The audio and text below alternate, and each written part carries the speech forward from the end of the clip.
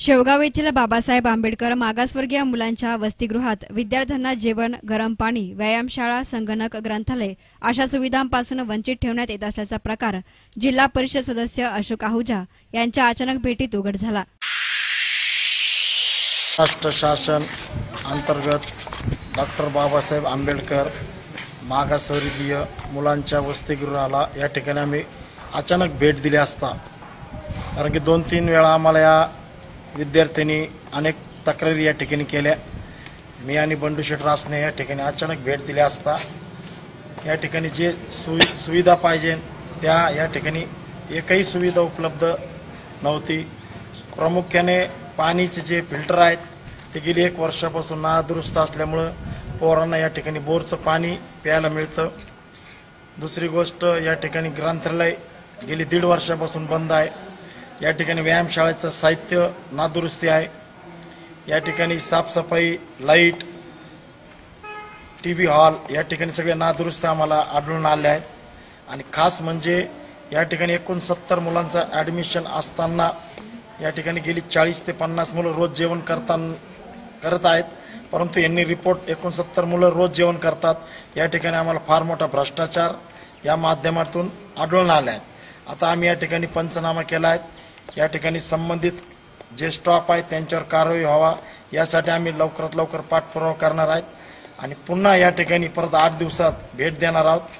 त्यांनी आम्हाला सांगितलं की 8 ते 10 दिवसामध्ये आम्ही ज्या ज्या या ठिकाणी सुविधा उपलब्ध नाहीत त्या आम्ही या ठिकाणी सुविधा उपलब्ध करू आणि लवकरात लवकर आम्ही यांच्यावर कारवाई करण्यात यावी म्हणून आम्ही बंडू शेठ मंत्रालयापर्यंत जाऊन पाठपुरावा या ठिकाणी करणार आहोत।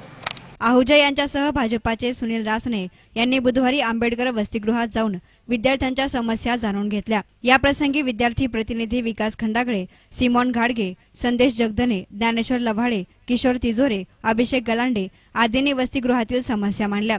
2 महिन्यांपासून विद्यार्थ्यांना मासिक भत्ता दिला जात नाही, वेळेत जेवण मिळत नाही, फिल्टर मशीन आणि गिझर नादुरुस्त आहे, व्यायामशाळा, संगणक, ग्रंथालय अनेक दिवसांपासून बंद आहे, वसतिगृहातील विद्यार्थ्यांसाठी आलेले बूट आणि चप्पलचे वाटप करण्यात आले नाही, अशा अनेक समस्या विद्यार्थ्यांनी मांडल्या। या प्रसंगी आहुजा यांनी यावेळी गृहपाल संदीप पिंगळे आणि कर्मचाऱ्यांना धारेवर धरले। जिल्हा परिषद सदस्य आहुजा यांच्या भेटीत वसतिगृहातील प्रलंबित प्रश्न मार्गी लावण्यास मदत होईल अशी आशा विद्यार्थ्यांना आहे। या प्रसंगी बंडू रासने यांनी आपली प्रतिक्रिया व्यक्त केली। त्यांच्या अडीअडचणी समजून घेतल्या। अडीअडचणी ज्यावेळेस समजून घेत होतो त्यावेळेस संस्थेत बघितलं तर संस्थेची इमारत अतिशय भव्य आहे, स्वच्छताही चांगली आहे, पण ज्या मूलभूत गरजा आहे प्रामुख्याने विद्यार्थ्यांसाठीची ग्रंथालय जी व्यवस्था आहे, विद्यार्थ्यांनीच माननीय वार्डन श्री इंगळे साहेबांसमोर सांगितलं की 1 ते 1.5 वर्षाच्या कालखंडात आम्हाला या वाचनालयाचा उपयोग झाला नाही। त्याच पद्धतीने संगणक कक्षाचाही यांना उपयोग होत नाही।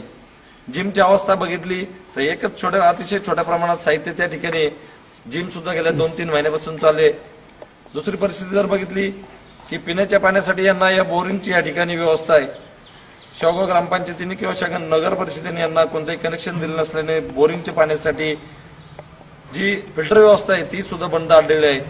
प्रामुख्याने जर विचार केला तर या ग्रामीण भागातून मागासवर्गीय मुलांसाठी सरकारने जी अंगीकृत हा जो उपक्रम राबवला, पण तो राबवण्यामध्ये शासन जरी यशस्वी पद्धतीने करत असले तर खाली ज्या भागात काम केलं जात आहे ते निश्चित अनिश्चित आज या ठिकाणी आपल्याला फरक दिसले आहे। News reporter Sandeep Dehadray, S9 media, Shevgaon.